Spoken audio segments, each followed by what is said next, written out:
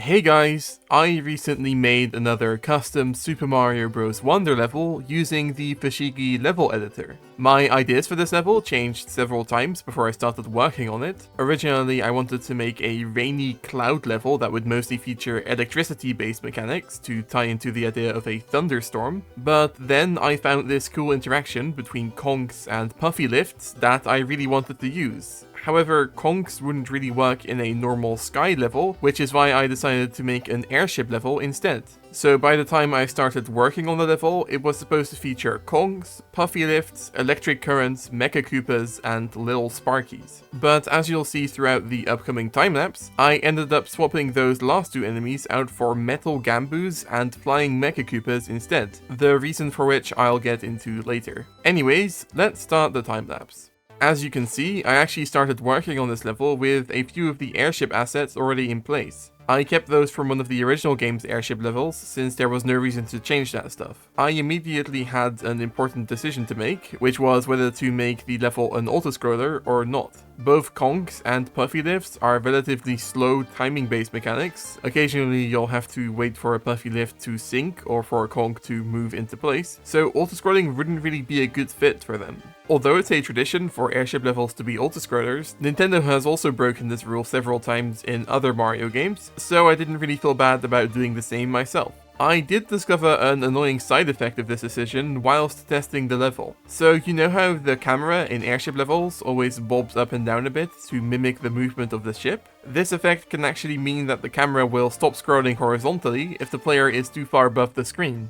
This isn't a problem in the original game because every level that uses the effect is an autoscroller, but it is a bug that I just sort of had to accept when it came to making an airship level with free camera movement. I feel like making custom levels only really makes sense if you use a combination of mechanics which the original game didn't use, which is why most of my custom levels feature a larger variety of mechanics and enemies than what the original game's levels tend to have. But of course, too many mechanics in one level can be overwhelming, which is why, for example, in this level, even though I used the electric currents, I only use these as static damage tiles. The level has so much stuff going on already that I decided not to use the version of the electric currents that turns on and off. Otherwise, the level might have started feeling cluttered. Speaking of electric currents, the reason I ended up removing the mecha Koopas from the level was because those had a glitchy interaction with the electric currents. Just like the flying mecha Koopas, normal mecha Koopas can absorb electricity for a few seconds, but they actually won't display any particle effect for this, meaning the mecha Koopa will damage you seemingly for no reason after it's come into contact with electricity, which was enough of a reason for me to remove them from the level. So that's where the metal Gambus came in. Even ignoring the mecha Koopa glitch, I think this was a good decision because they're a much more interesting enemy,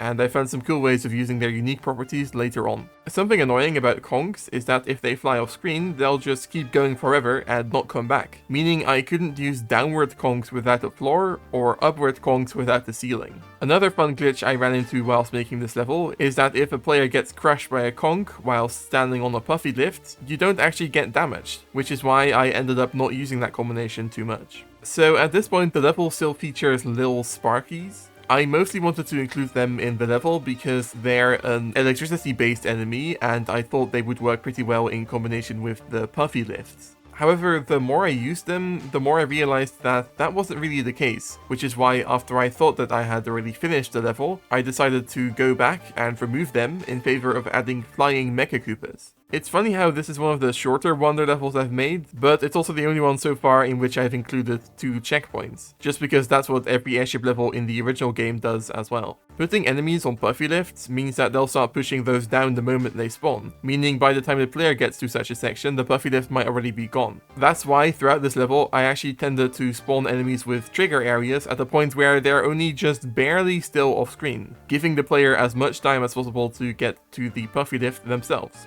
As has become tradition for my levels at this point, I suppose, I couldn't help but also include some vertical sections in this one, mainly because I like the idea of forcing the player to ride a conk upwards to progress. I think the way I handled this level's visuals is quite interesting. First of all, I made the level rainy to go along with the electricity theme. It feels like the original game already had a rainy airship, but actually it didn't. I guess the only thing that comes close is the snowy airship. And something that's interesting is that each of the 3 airships in the original game actually features some unique decoration bits. different types of fences and stuff like that. So for my airship, I decided to combine the decorations of the World 2 and World 6 airships. So that's why I've included a few of those big rotating pillars, but also quite a few of those metal grates and other decorations I'll add later.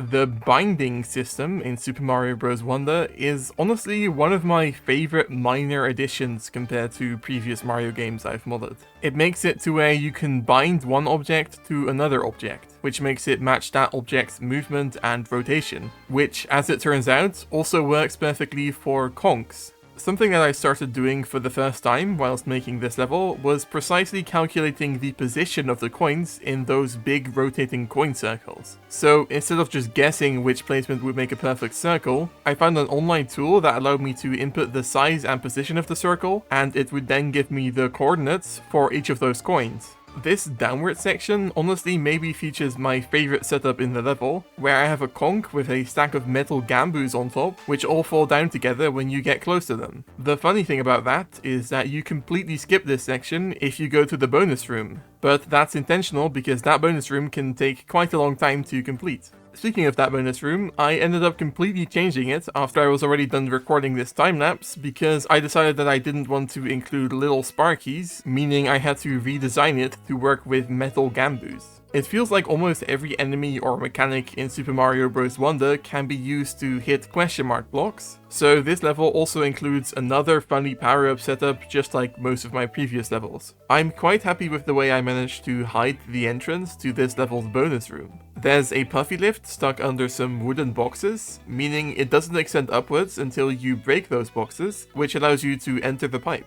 Originally, this section also featured some little sparkies that fell down onto this puffy lift, but like I mentioned previously, I ended up deciding to remove the little sparkies, and thus this extra obstacle ended up getting removed as well. The bonus room itself is very simple. Super Mario Bros. Wonder has this enemy defeat counter system, which is very easy to set up, so I just came up with this simple thing where the player has to lead a conch to defeating a few enemies, which then spawns the purple 10 coin.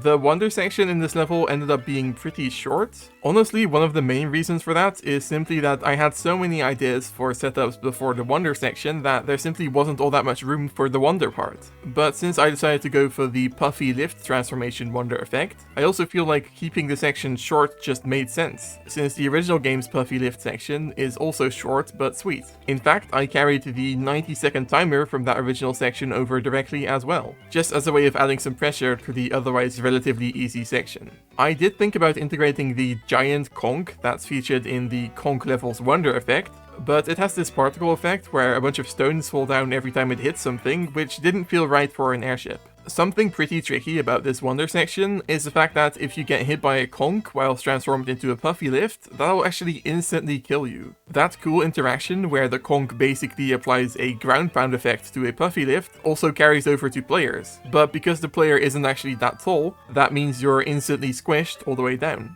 Either way, avoiding the conchs is super easy, so I don't think the instant kill threat makes the section ridiculously difficult or whatever. Thankfully, the puffy lift transformation mostly interacts with the downward conchs how you'd expect. The only weird thing I found is that they refuse to move back up when you're standing on top of them, which isn't the case if you're not transformed. On the other hand, the upwards facing conchs, you know, the blue ones, those don't really work with the puffy lift transformation at all, which is why I didn't include them in this section. This Wonder section also features a funny little puzzle I came up with, where the player has to carry the enemy on top of a puffy lift so it can make it sink down, allowing you to pass through. The challenging thing about this is once again the threat of being squished, since it actually only takes a few seconds before an enemy on top of the player squishes you down all the way. Unlike most Wonder sections I've designed prior to this one, I barely even thought about how this section would play if you didn't grab a Wonder Flower whilst designing it. However, I still think I managed to make it work pretty decently, even without the flower, by including a completely different puzzle where the player has to hit a Wonder Bud by throwing an enemy into the air. It's actually pretty neat. Apart from the threat of getting squished, the puffy lift transformation seems to be completely invincible basically, so just for fun, I added a bunch of electric currents that the player has to pass through during this Wonder effect. However, of course, that stuff doesn't spawn if you go through this section without the Wonder effect active, which is actually exactly how it works for the metal Wonder effect in the original game as well. I also decided to overcomplicate things a bit by including a section right above the puzzle room where the player has to go back and forth to unlock the way, either by collecting the Wonder Seed or hitting a Wonder Bud. The camera for this part was a complete mess to set up, but in the end, I made it work in a way to where it all feels pretty smooth, which is honestly a minor miracle. I didn't really record much of it, but I did also mess around with the conveyor belt boss fight by adding conks, flying Mecha Koopas, and an electric current that pulses every few seconds. But anyways, I'm adding in the last few bits of decoration now, and there aren't any talking flowers to add for an airship level, so now that the level is done, let's go check it out in-game. Okay, so here we are.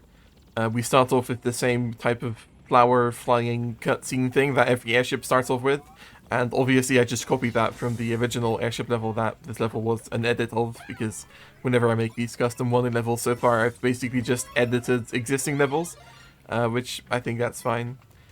We introduced the main mechanics here, the conk at the start there, and here the puffy lift and the metal gamboos. And it's funny how it worked out where I had that set up with the metal gamboo falling on top of the other gamboos.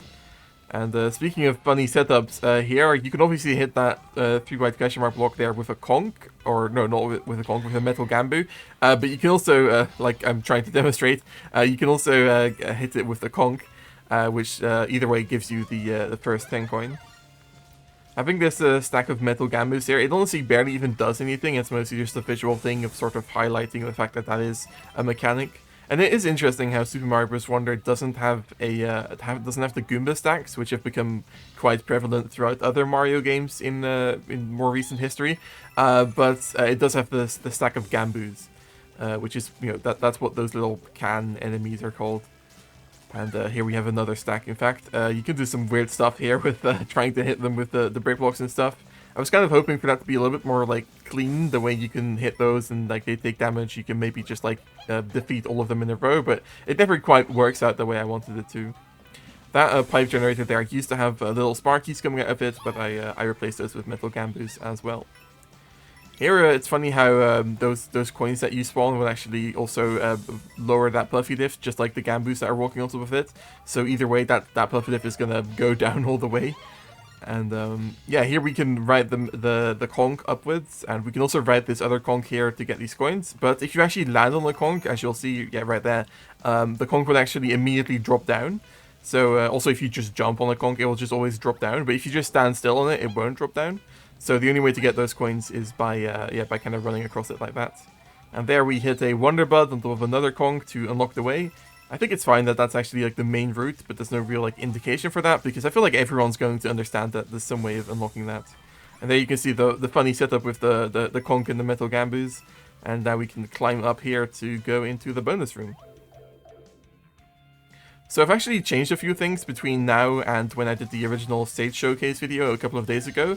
So for example, this bonus room has been changed a little bit in a very subtle way, in that, for example, the conk is now a couple of blocks down lower, which actually means that the whole section is like a little bit faster and doesn't take quite as much time to beat, which I think is a good thing, because it is a little bit of a slow and maybe slightly boring bonus room. I don't know, I think it's fine.